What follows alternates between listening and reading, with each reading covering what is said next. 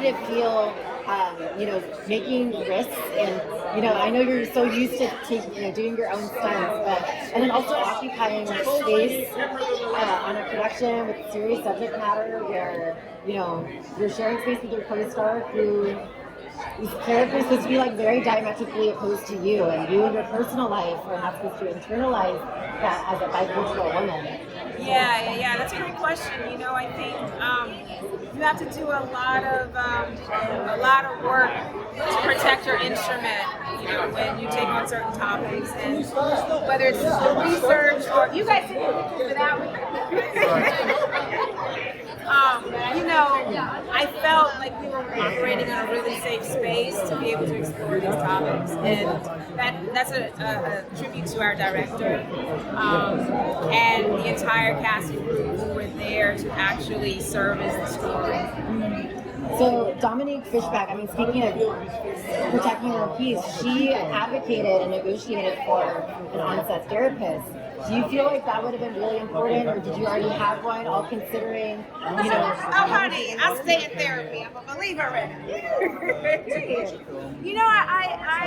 I think, as the industry progresses, I think we have to continuously talk about how to protect our mental health.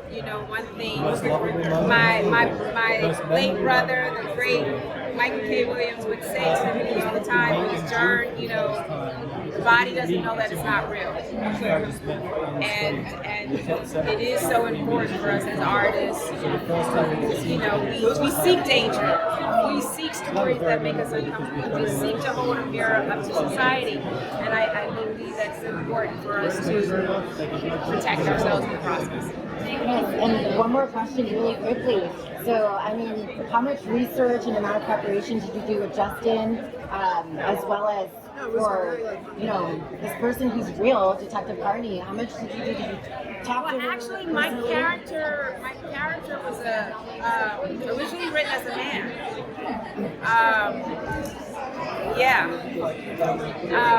And so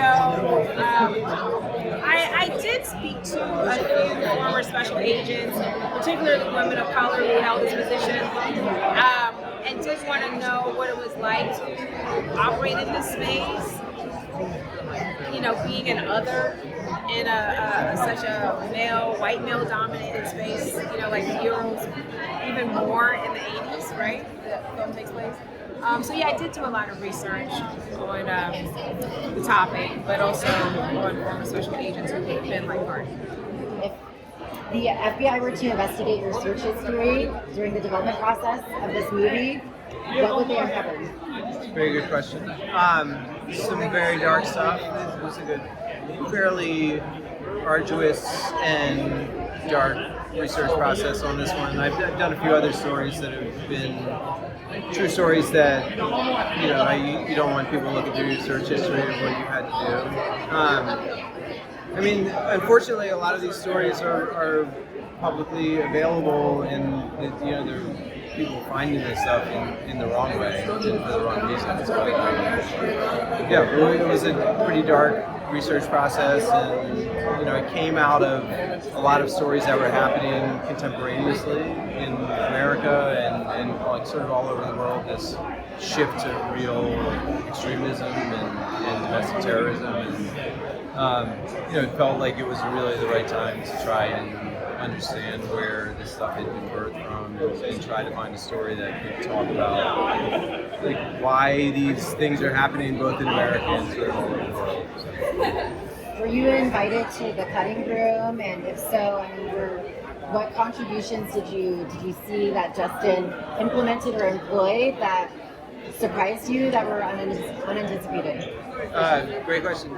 Justin is honestly the most collaborative filmmaker I've ever worked with, and so he was editing remotely from Australia, but we were very me and Jude and Brian and Stuart and all the producers were very hands-on in being participants. We really trusted Justin's vision, but it was a very collaborative process throughout, even in the script process with Jude and Nick and Justin. Really I think we all saw the same movie, and then kind of how you get there can take a lot of different routes, and Justin is just like the most collaborative person that I've ever worked with, and so he gave us a lot of access to it. This is based off, as you said, real contemporaneous events.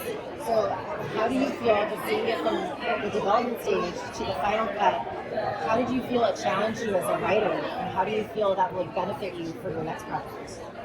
I mean, this was a really challenging development process. It was something that the producers and I saw. There was a movie here from the very beginning, but sort of what the shape of that looked like, and what the character paths to sort of arc, the more procedural elements of the movie were, took a really, really long time. So, I mean, I think what I would take away from it for the most is that I felt like I was in the safest hands with Justin and Jude and Nick and Jurnee and the actors, and that we had the bones of an incredibly taut, important story. And then if you can build that and you're all talking about the same thing, that there's a lot of flexibility involved. Of like how do we make it genuine and realistic, and kind of sort of break the boundaries of what a procedural crime thriller is.